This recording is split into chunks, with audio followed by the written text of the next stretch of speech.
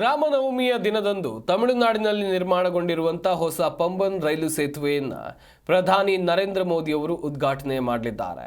ಇದೇ ವೇಳೆ ಸುಮಾರು 8,300 ಕೋಟಿ ರೂಪಾಯಿಗಳಿಗೂ ಹೆಚ್ಚು ಮೌಲ್ಯದ ಅಭಿವೃದ್ಧಿ ಕಾರ್ಯಗಳ ಉದ್ಘಾಟನೆಯನ್ನು ನಮೋ ನೆರವೇರಿಸಲಿದ್ದಾರೆ. ಈ ಪಂಬನ್ ಸೇತುವೆ ಹಲವು ವಿಶೇಷತೆಗಳನ್ನು ಒಳಗೊಂಡಿದೆ.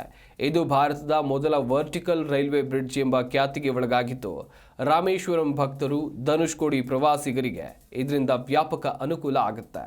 ಈ ಪಂಬನ್ ಸೇತುವೆಯ ಮತ್ತೊಂದು ವಿಶೇಷತೆ ಅಂದರೆ 78 ಮೀಟರ್ ಉದ್ದ ಮತ್ತು 380 ಟನ್ ತೂಕದ ಸೇತುವೆ ಇದಾಗಿದ್ದು, ಸಮುದ್ರದಲ್ಲಿ ನಿರ್ಮಿಸಲಾದಂಥ ಮೊದಲ ವರ್ಟಿಕಲ್ ಲಿಫ್ಟ್ ಸೇತುವೆಯಾಗಿದೆ. ಈ ಸೇತುವೆ ಒಂದು ಭಾಗ ದೋಣಿಗಳ ಸಂಚಾರಕ್ಕಾಗಿ 17 ಮೀಟರ್ ಎತ್ತರಕ್ಕೆ ಏರುತ್ತೆ.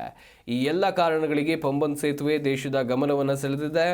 ಈ ಮೊದಲು 1914ರಲ್ಲಿ ಇಲ್ಲಿ ನಿರ್ಮಾಣಗೊಂಡಿದ್ದಂಥ ರೈಲು ಸೇತುವೆ ಪಕ್ಷಿ ರೆಕ್ಕೆಯಂತೆ ಎರಡೂ ದಿಕ್ಕಿನಲ್ಲಿ ತೆರೆದುಕೊಳ್ತಾ ಇತ್ತು. ಆದರೆ ಕ್ರಮೇಣ ಸೇತುವೆ ತುಕ್ಕು ಹಿಡಿದ ಕಾರಣ 2022ರ ಡಿಸೆಂಬರ್ನಲ್ಲಿ ಈ ಸೇತುವೆಯ ನಿರ್ಮಾಣ ಕಾರ್ಯಕ್ಕೆ ಕೇಂದ್ರ ಸರ್ಕಾರ ಗ್ರೀನ್ ಸಿಗ್ನಲ್ ಕೊಟ್ಟಿತ್ತು. ಇದೀಗ ಏಪ್ರಿಲ್ 6ರಂದು ನಮೋ ಇದನ್ನು ಲೋಕಾರ್ಪಣೆಗೊಳಿಸಲಿದ್ದಾರೆ ಅಂತ ಹೇಳಿದ್ರೆ ಇವತ್ತು ಲೋಕಾರ್ಪಣೆಗೊಳಿಸಲಿದ್ದಾರೆ.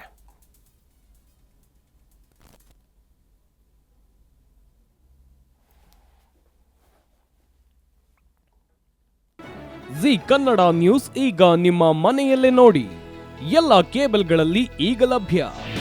ನಿಮ್ಮ ನೆಚ್ಚಿನ ಜಿ ಕನ್ನಡ ನ್ಯೂಸ್ ಈಗ ಸನ್ ಡೈರೆಕ್ಟ್ ನಲ್ಲಿ number 292, Tata play number 1664, Jio TV number 1334, NXT digital number 30, in cable number 30, city networks 51, U digital number 162, GTPL number 17, Rockline telecommunications number 42, Shri Basaveshwara cable number 168, rural cable network 60, Vinayaka digital 57, Abhishek cable 821, city channel 53, Siddeshwara cable network 57, V4 digital Infotech 628, Surya digital networks 53, Gajanan digital number 836, Malnad infotech private limited number